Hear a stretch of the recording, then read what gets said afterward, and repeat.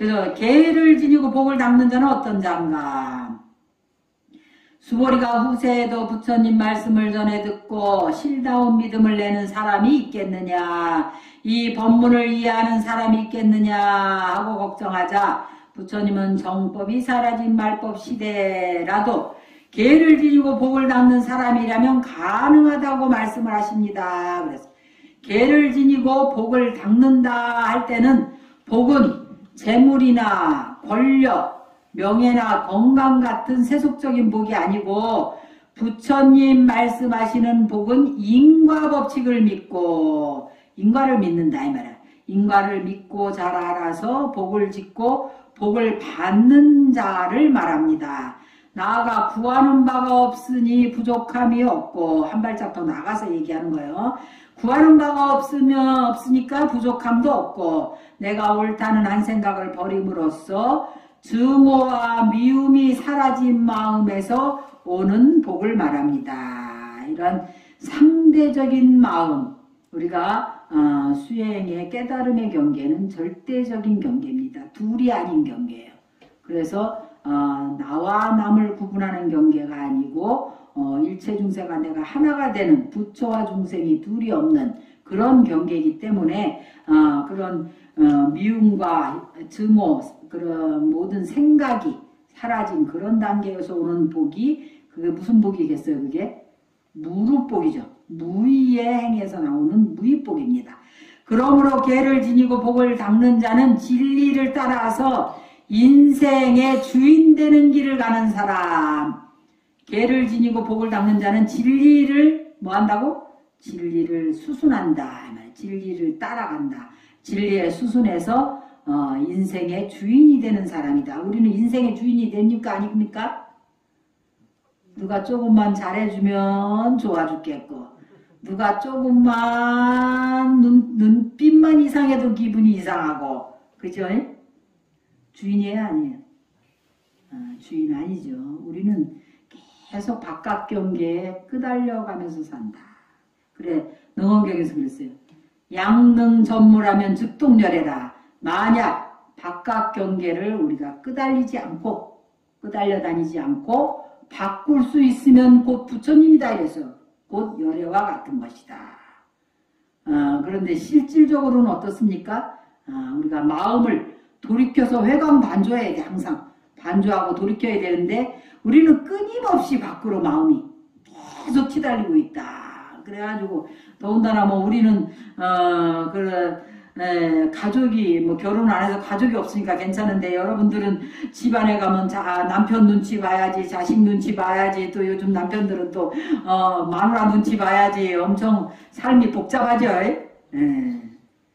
그래서 그런 가운데서도 마음을 흔들리지 않고 내가 그런 희노애락, 그런 감정의 기복을 흔들리지 않고 평정을 유지할 수 있을 때 거기에서 도가 나오는 거예요. 그래서 인생의 주인이 돼야 된다. 진리를 따라서 배우고 인생의 주인이 되는 사람이 진짜로 계를 지키고 복을 닦는 사람이다 이 말이에요. 그렇게 복을 닦기 위한 첫걸음이 뭐냐면 악을 멀리하고 선을 닦는 지약수선의 삶입니다. 그럼 악을 멀리한다는 건 뭘까요? 첫째, 생명 가진 존재는 누구라도 죽기 싫어하고 살기를 원하니까 함부로 살생하지 말아야 합니다. 둘째, 누구나 자기 물건 잃어버리면 괴롭고 상대가 주지 않는 물건을 괴로움으로 상대가 주지 않는 물건을 가지지 말아야 한다. 그렇죠? 셋째는 누구나 원하지 않는 성적 행위를 강요한 당하는 것은 괴로움으로 삿된 음행을 하지 말아야 합니다. 넷째, 누구나 남에게 속고 싶어 하지 않으므로 거짓말하지 말아야 합니다. 다섯째, 맑은 정신으로 살아가려면 술이나 마약 같은 중독성 물질에 중독되지 말아야 합니다. 이것이 부처님이 말씀하신 5계입니다. 우리가 제가불자가 기본적으로 이렇게 지킬 수 있어야 되겠죠. 그리고 마땅히 행해야 할 선은 이런 것입니다. 살생을 피하는 데서 그치지 않고 무생명을 살려줘야 된다. 살려주는 삶. 특히 요즘에는 환경을 살리는 운동이 많이 제창이 되고 있어요. 그래서 환경운동에도 많이 동참을 해주셨으면 좋겠습니다. 배고픈 이에게 먹을 것을 주고 병든 이에게 약을 주고 배우지 못한 아이들을 가르치는 일 등이 생명을 살리는 일입니다. 도둑질하지 않는 데서 그치지 않고 어려운 사람에게 보시하는 일, 삿대 음행을 하는데 그치지 않고 몸과 마음을 청정히 하는 일, 거짓말하지 않는데 그치지 않고 진실한 말로 사람들을 깨우치는 일, 술을 먹고 방탕하지 않는데 그치지 않고 바른 정신문화를 창조하는 일 등이 우리가 마땅히 행해야 할 선행입니다. 세상이 혼란해지면 사람들은 대부분 탐진치 삼독에 물들어서 지옥하기 축생 같은 어리석은 인생을 살아갑니다. 그러나 부처님은 그런 시절에도 바르게 살고자 노력하는 사람이 있어 부처님 말씀을 듣고 깨달음의 길로 나아가는 사람이 있다며 수보리의 걱정을 덜어주셨습니다. 언제 어디서 태어난 누구든지 간에 악을 그치고 선을 닦는 삶을 실천하는 사람이 있다면 그는 부처님의 가르침을 만나는 그 순간 청정한 마음을 내어서 깨달음의 문을 두드리게 될 것입니다. 누구라도 한 마음 돌이키면 진리의 길에 들어설 수 있습니다. 만약 지금 내 삶이 괴롭다면 나는 잠시 궤도를 빗나가 있는 것일 뿐입니다. 내 본바탕, 근본 자리를 잠시 망각하고 있을 따름입니다. 보살이 되겠다는 원을 세워서 세세생생 노력한 끝에 이 세상에 와놓고는 잠시 그 사실을 잊고 있는 것입니다. 그러니 부처님 말씀을 듣고 꿈에서 깨어나기만 하면 지금 우리가 꿈꾸고 있는 거죠. 그래서 꿈에서 깨어나기만 하면 확연히 본바탕을 찾을 수가 있습니다. 그리고 지금 우리는 금강경을 공부하는 인연으로 이미 진리의 길에 첫 발을 내디딘 것입니다. 그렇게 생각하나요? 박수 한번 칠까? 우리가 금강경을 공부한 인연으로 이미 진리의 길에 첫 발을 내디딘 거라고 그랬어요. 이거 엄청난 사실인 겁니다.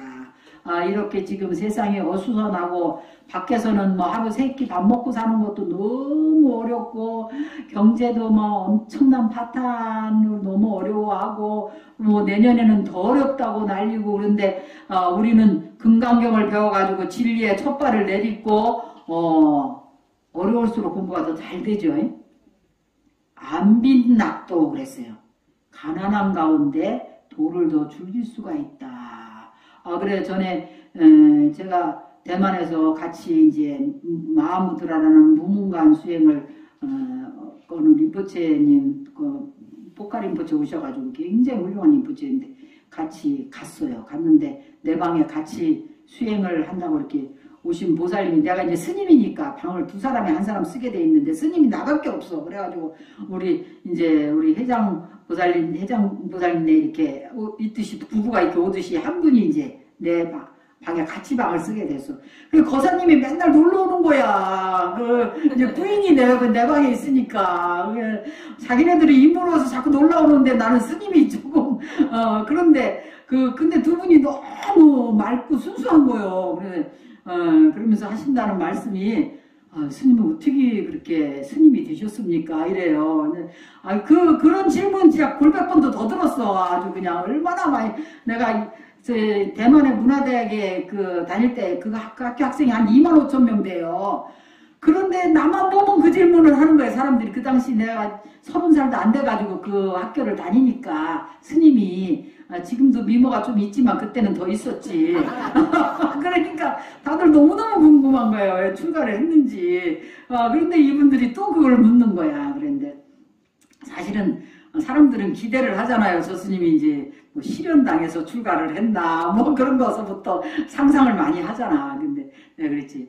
나는 부처님 법을 만나자마자 금강경 그 법문을 듣고 아주 머리를 꽉 쳐갖고 돌았다 그랬어. 너무 신심이 나가지고 이 진리의 길에 너무 신심이 나서 금강경 듣자마자 출가를 해야 되겠다 하고 3개월 만에 출가를 결심해서 6개월 만에 출가를 했다고. 그래서 그냥 두 생각 안 하고 머리를 지금도 내가 말을 좀 막 하는 편이지만 그 당시도 말을 얼마나 좀 과격하게 했겠어. 머리를 꽉 쳐갖고 돌았다고 그랬더니 두 분이 그냥 우스갯소리를 한 것처럼 했는데 이 두 분이 그 말에 막 확 꽂힌 거예요. 그래가지고 갑자기 그 거사님이 내셔널이라는 그 일본 회사 굉장히 페이도 좋고 이런데 다니시는 분인데 갑자기 직장을 확 그만둬 버렸어. 내가 머리를 확 잡았고 출가했다는 소리를 듣고는. 그래갖고 그 직장을 그만두고는 두 분이 이제 정직만 하시는 거야. 수행만 하는 거야. 나는 은근히 걱정이 되는 거야. 나는 그냥 사실이기도 하지만 또 재밌으라고 얘기한 건데 직장 그만둬라 소리는 아니었는데 자기네들 속가에 살면서 그렇게 그만두면 되겠어요. 그래가지고 한 1년 후에 내가 이제 인도 갔다가 그 집에 또 갈 일이 있어갖고 같이 만나서 이제 식사도 하고 그분들은 내 덕분에 그렇게 공부를 하게 됐기 때문에 너무 날 반가워하고 막 그 가족처럼 그러는 거야. 그래서 갔더니 요새 어떻게 지내시냐고. 근데 보니까 뭐 거사님이 얼굴이 너무 맑고 좋으신 거예요. 원래도 그렇게 청정하고 좋으셨는데 뭐 금방 왜 우리 목욕탕에 금방 온천 갔다 오면 얼굴이 맑고 빛이 나잖아. 그러는 거야. 그래서 아니 거사님 왜 이렇게 얼굴이 좋아지셨냐면 스님 말씀 듣고 우리가 직장 그만두기 너무 잘했다는 거야. 그래서 왜 그렇게 잘하셨냐고 그랬더니 중국 사람들은 마장을 많이 해요. 마장에 사람이 한 명 모자르면 전화 오면은 거기 쫓아가서 같이 마장을 한다는 거야. 마장하고 또 뭐 어디 놀러 갈 일 있으면은 전화 오면 또 같이 뭐 여행 가는데 누가 가는데 같이 가자는 거. 근데 지금 직장 생활을 안 하니까 돈이 없잖아요. 돈 봉급을 안 받으니까 근데 전화 오면은 이제 핑계대고 안 가게 된다는 거야. 안 가게 되는데 원래 학교 다닐 때 학생들이 시험 공부할 때 공부를 안 할 때는 공부할 게 하나도 없는 것 같아. 저희들도 그런 경험이 있거든요. 시험 때 되면 공부 안 했을 때 공부할 게 하나도 없는 것 같은데 공부를 시작해놓고 보면 왜 그렇게 공부할 게 많은 거야. 이 두 분이 이제 직장을 그만두고 오로지 불법을 공부를 하다 보니까 너무너무 공부할 게 많은 거예요. 엊그제도 우리 대지행보살님이 우리 금강경 공부해보니까 공부가 너무 재밌고 할 게 많은데 스님 또 3개월 끝났다고 금강경 홀랑 다 때려치고 안 가르쳐주면 안 된대.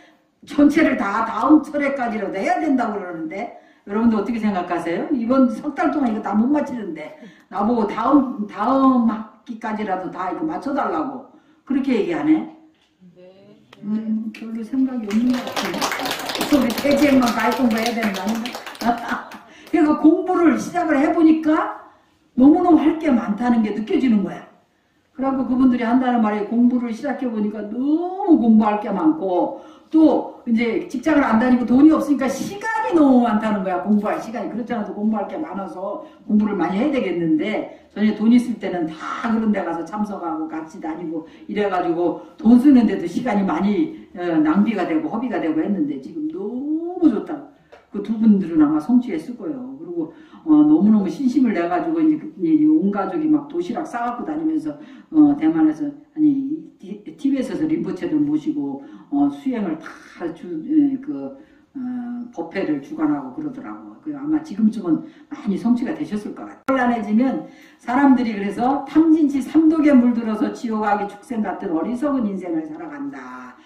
그랬어요. 그러나 부처님은 그런 시절에도 그렇게 바르게 살고자 노력하는 사람이 있어서 부처님 말씀을 듣고 깨달음의 길로 나아가는 사람이 있다면서 수고리 걱정을 덜어줬다. 그래 지금 우리가 금강경을 공부한 인연으로 이미 진리의 길에 첫발 내디딘 걸 얘기하다가 거기까지 간 것 같으네. 그래서 깜깜한 방안이 밝아지는 것은 한순간이다.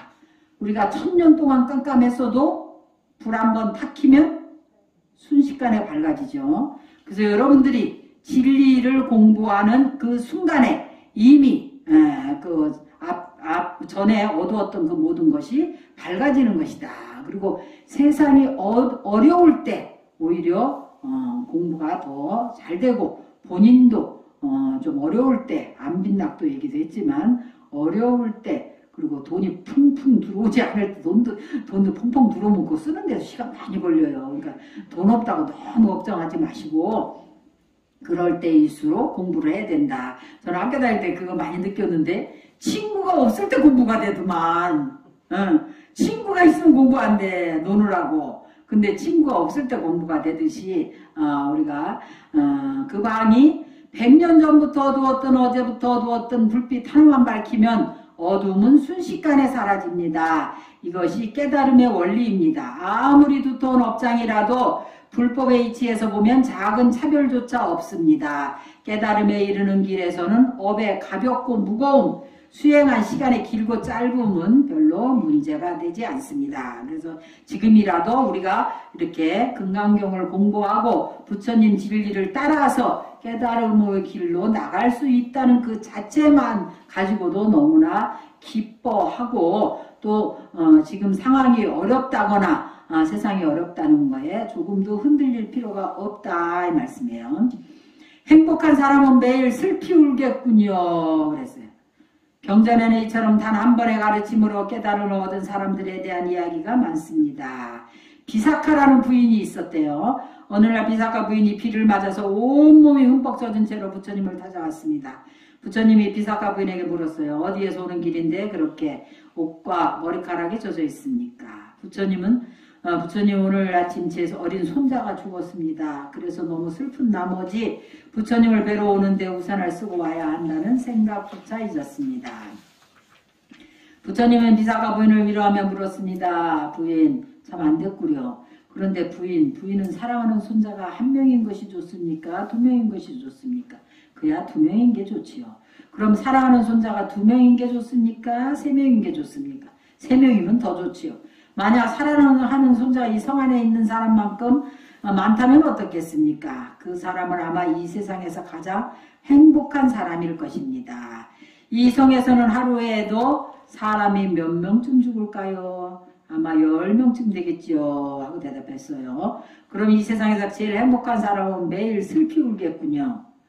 그 말을 들은 비사카 부인은 갑자기 얼굴이 밝아지며 부처님께 합장하며 말했습니다. 부처님 알겠습니다. 집착을 하면 할수록 고통은 많아지지요. 사랑하는 사람이 죽으면 슬픈 게 당연합니다. 또한 사랑하는 사람이 많으면 많을수록 행복한 것도 당연합니다. 사랑하는 사람이 많으면 그 가운데 죽음을 맞는 사람도 많습니다. 그러니 세상에서 제일 행복한 사람은 매일매일 슬픔에 빠져 울며 지낼 수밖에 없겠지요. 사랑하는 사람이 죽어서 슬프다는 것은 그런 모순 속에 놓인 감정입니다. 비사카 부인은 부처님의 말씀을 듣는 순간 그것을 깨달았습니다. 손자의 죽음에 슬피 울던 사람이 한순간 슬픔에서 벗어날 수 있는 것, 이것이 바로 무의 힘이다? 진리의 힘입니다.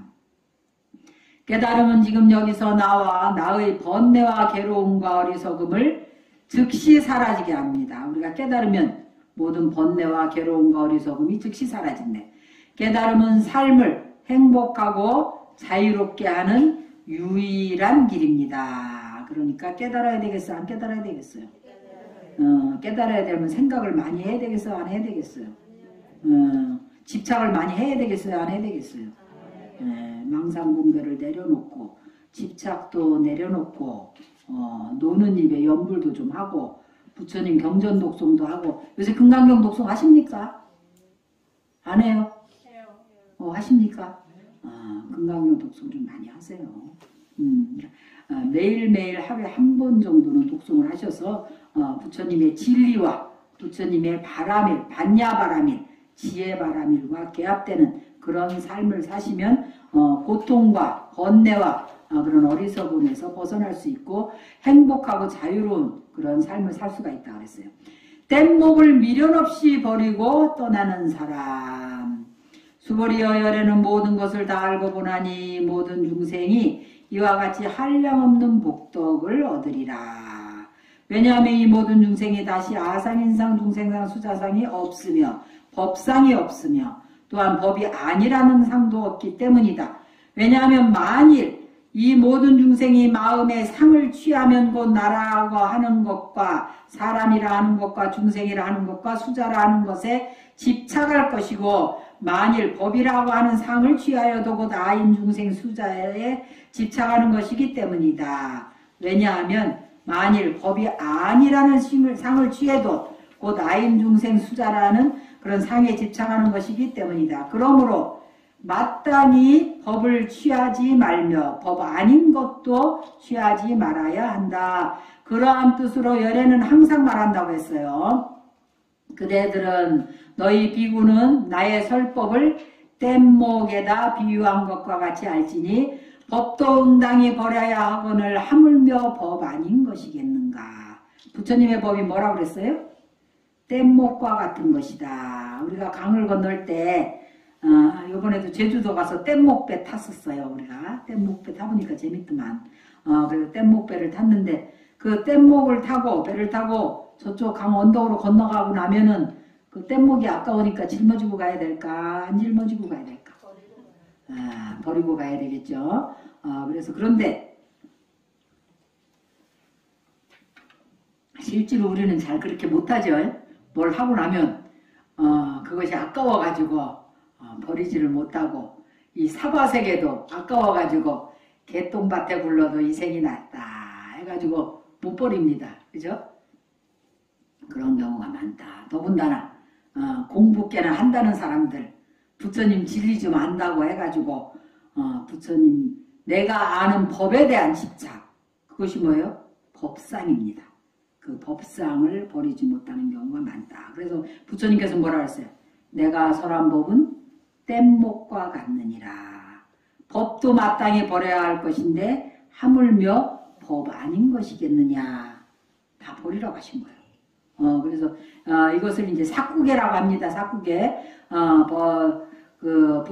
금강경에 네 글자로 이렇게 나오는 그 개손들이 있어요. 그래서 여기서 나오는 사쿠계는 지하설법, 따라 읽으세요. 지하설법, 여벌유자, 법상응사, 하황비법. 지난번에도 사쿠계 하나 외우시라 했죠. 이따가 선물 드릴 거예요. 우리 행자들은 한자 틀리는데 10번씩 절이 들을 겁니다. 이따 수업 끝나고 시험 볼 거예요. 그래.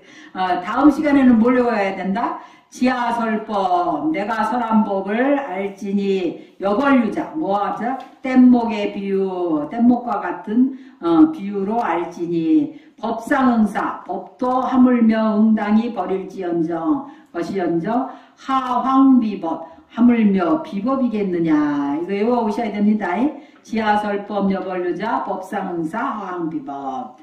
나그네가 강을 건너려 하는데 배도 사공도 보이지 않습니다. 어찌해야 하나? 궁리하던 차에 뗏목 하나를 발견하고 그 뗏목에 의지해서 강을 건넜습니다. 무사히 강을 건너고 나니 뗏목이 너무나도 고맙고 소중했어요.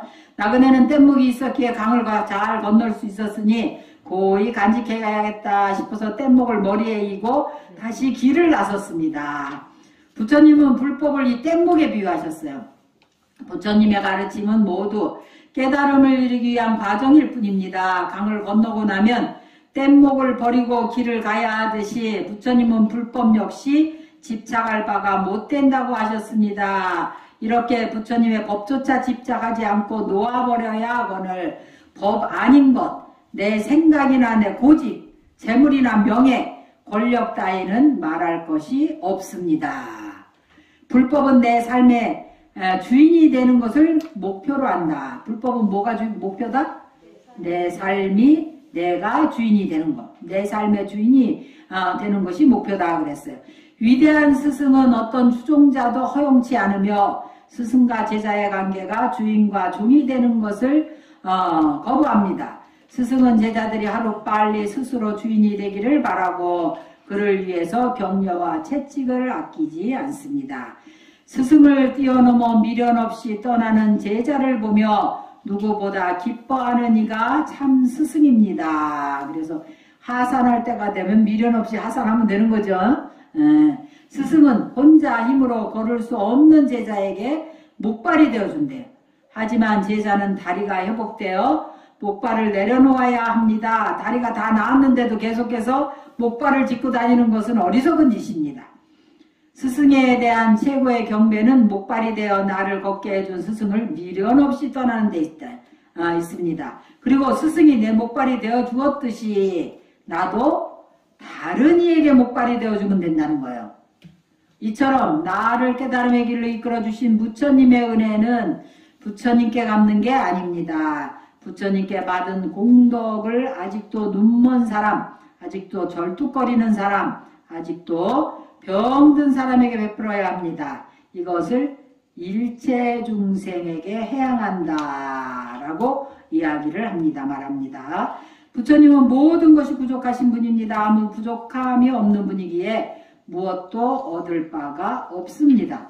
그러니 부처님께 은혜를 입었다면 그 가르침을 가지고 세상 속으로 나아가서 일체 중생을 제도해야 합니다. 목불에 무슨 사리가 있느냐? 깊은 산속 암자에서 홀로 수행하던 스님이 용맹정진을 결심하고 천일 동안 4분 정문을 했어요. 하루를 4번으로 나눠가지고 2시간씩 계속 기도를 했는데 스님은 새벽에 일어나서 아침 먹기 전까지, 아침 먹고 점심 전까지, 점심 먹고 저녁 전까지, 저녁 먹고 자기 전까지 그렇게 하루에 4번 어김없이 정진했어요. 산속에서 혼자 공부하는 수행승이 4분 정문을 하며 기도하는 짬짬이 물 깊고 나무하고 마을에 내려가 양식을 얻어오느라 눈껏 들 새 없이 바쁩니다. 그런 와중에도 스님은 하루도 빠짐없이 정진을 이어갔습니다. 그렇게 기도에 집중해서 회양을 할 때가 다가오는데 갑자기 눈이 많이 와서 땔감도 양식도 거의 남지 않았습니다. 한겨울인데 불도 떼지 못하고 공양도 제대로 못하는 날이 이어졌습니다. 스님은 하는 수 없이 장작과 식량을 구하기 위해서 마을로 내려갔대요. 그런데 장작과 양식을 구해 마을에 나설 쯤에 갑자기 또 폭설이 쏟아졌어요. 도저히 삼석 암자로 올라갈 수 없을 만큼 큰 눈이었습니다. 3년을 하루같이 지성으로 기도한 스님은 걱정이 이만저만이 아니었습니다. 어서 암자로 돌아가서 기도를 계속해야 한다는 생각뿐이었어요. 안절부절을 못한 마음으로 마을에서 며칠을 머물던 스님은 눈이 좀 잦아들다 마을 사람들의 걱정을 뒤로한 채 산으로 올라갔어요. 그렇게 눈길을 해주고 죽을 둥 살 둥 암자에 도착해 보니 대토리 위에 웬 신발 한 컬레가 누워있더래. 스님은 신발을 보는 순간 가슴이 철렁했습니다. 이 엄동설안에 딸감이 없으니 신발 주인은 얼어 죽었을지도 모릅니다. 조금만 더 일찍 왔으면 목숨을 살릴 수 있었을 텐데 나 살자고 머뭇대다 사람 죽인 거 아닌가 하면서 괴로워했습니다. 만약 사람이 죽였다면 천일기도가 영험히 있기는커녕 재앙만 짓게 된 셈이 아닌가 싶었습니다. 스님은 조마조마한 마음으로 방문을 열었습니다. 그런데 이게 웬일입니까? 얼음장이어야 할 방안이 후끈후끈하고 낯선 객승은 코를 골면서 자고 있었습니다. 도대체 암자에는 땔감이라고는 부직갱이 하나 없는데 이상하다 하던 중에 문득 머릿속에 스치는 생각이 있었습니다. 가슴이 철렁하면서 설마 하는 마음으로 뛰어가서 법당문을 열어보니까 아니나 다를까 모셔놓은 부처님이 없었대요. 스님은 머리 끝까지 화가 나가지고 자고 있는 객승을 멱살을 잡아서 흔들어 소리쳤어. 흔들며 소리쳤어. 야 이놈아, 명색이 부처님 전에 출가한 중이 돼가지고 어떻게 부처님을 땔감으로 쓸 수 있냐. 하니까 스님은 객승을 닥치는 대로 막 두들겨 팼대요.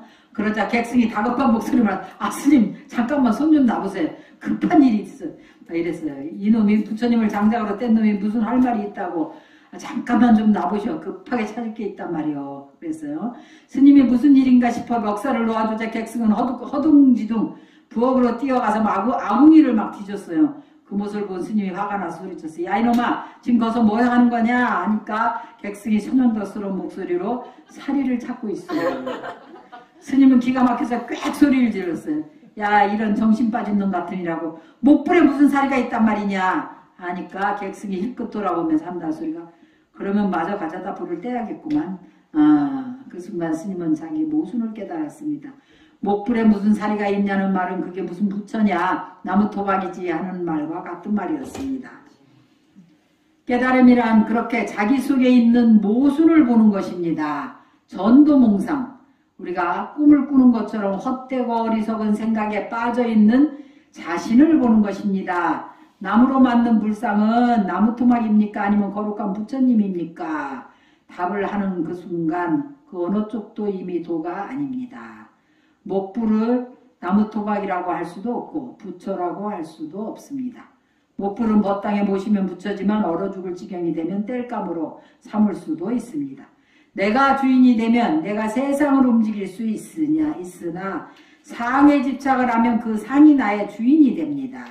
상에 집착하는 것은 나를 꽁꽁 묶어서 스스로 구속하는 일입니다. 상을 여의는 것, 그것이 내 인생의 자유를 활짝 열어주는 불법의 길입니다. 여러분들은 상을 여셔야 되겠죠. 어떤 상에 묶여 있는지 오늘 집에 가서 곰곰이 좀 잘 좀 생각을 해봐야 될 것 같아요.